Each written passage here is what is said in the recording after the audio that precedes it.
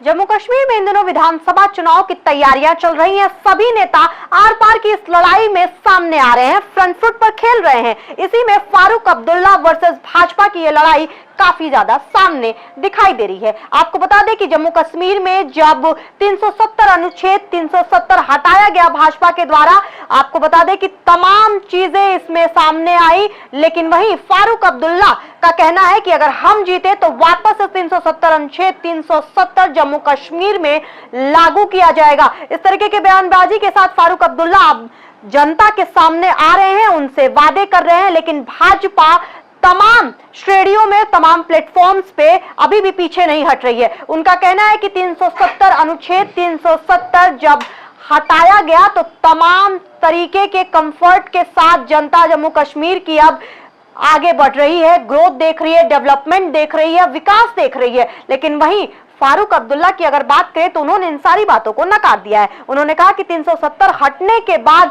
जिस तरीके की प्रॉब्लम का सामना जनता को करना पड़ा, तमाम दिनों तक लगातार ना इंटरनेट की सुविधा, ना ही चाहे जिस तरीके की बातें करते हैं, इंटरनेट बंद कर दिया जाना, स्कूल बंद कर दिया जाना, तमाम तरीके की असुविधाओं का सामना जनता ने किया था, झेला था जनता ने। इस तरीके के जब नियम बनाए गए, जब 370 अनुच्छेद हटाया गया भाजपा के द्वारा, लेकिन अब इस बार ऐसा नहीं होगा। विधानसभा चुनाव में अगर फारूक अब्दुल्ला जीते तो 370 की वापसी जम्मू कश्मीर में देखने को मिलेगी। अब आप सोच रहे होंगे कि 370 होता क्या है, इसके हटने और ना हटने में फायदे और नुकसान क्या हैं। आपको बता दें कि जब भाजपा ने करीब 50 दिनों में 370 हटाने का फैसला लिया था, जब जम्मू कश्मीर में उनकी सरकार अलायंस में थी, तब 50 दिनों में उन्होंने यह फैसला लिया कि 370 अनुच्छेद हटाया जाएगा।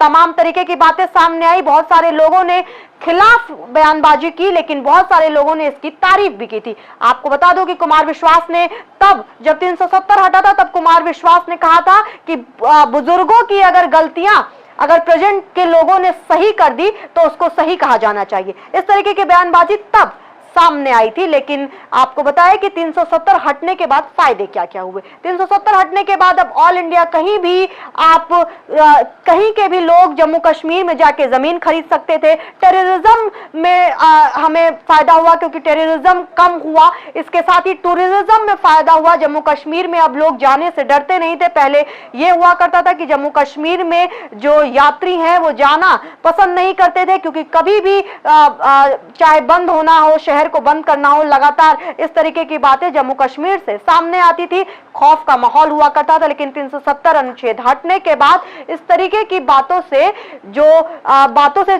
छुट्टी जो मिली जनता को, इस तरीके के कंफर्ट में वो आए। लेकिन 370 हटने के नुकसान जो फारूक अब्दुल्ला गिनवा रहे हैं, उसमें ये भी बातें सामने आई कि इस अनुच्छेद के हटने के बाद इंटरनेट जैसी सुविधा कम हो गई, लगातार वहां पे पहरेदारी कर दी गई, लगातार लोगों में विश्वास कम हो गया, आसपास के लोगों में। इस तरीके की बातें फारूक अब्दुल्ला कर रहे हैं। हालांकि अब विधानसभा चुनाव होने वाले हैं जम्मू कश्मीर में, तो पार्टियां अपने अपने एजेंडे के साथ सामने आती हैं। और इस वक्त फारूक अब्दुल्ला वर्सेस भाजपा की लड़ाई में फारूक अब्दुल्ला ने साफ कर दिया है कि इस विधानसभा चुनाव में वो 370 की लड़ाई को सामने रखेंगे और अगर जीते तो जम्मू कश्मीर में फिर से अनुच्छेद 370 लागू किया जाएगा। आप क्या सोचते हैं, कमेंट के माध्यम से जरूर बताइएगा कि आखिर 370 अनुच्छेद 370 जम्मू कश्मीर में लागू होना चाहिए या नहीं। बाकी अहम खबरों के लिए देखते रहिए एनबी भारत। यही हमारा स्टार डिजर्ट।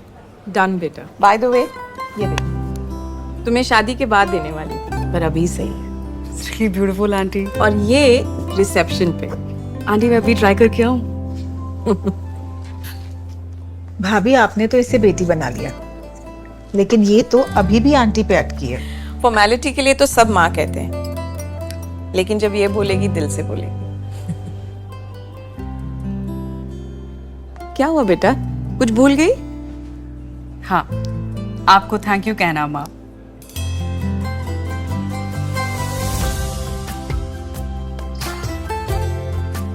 एशप्रा, जश्न सच्चाई का।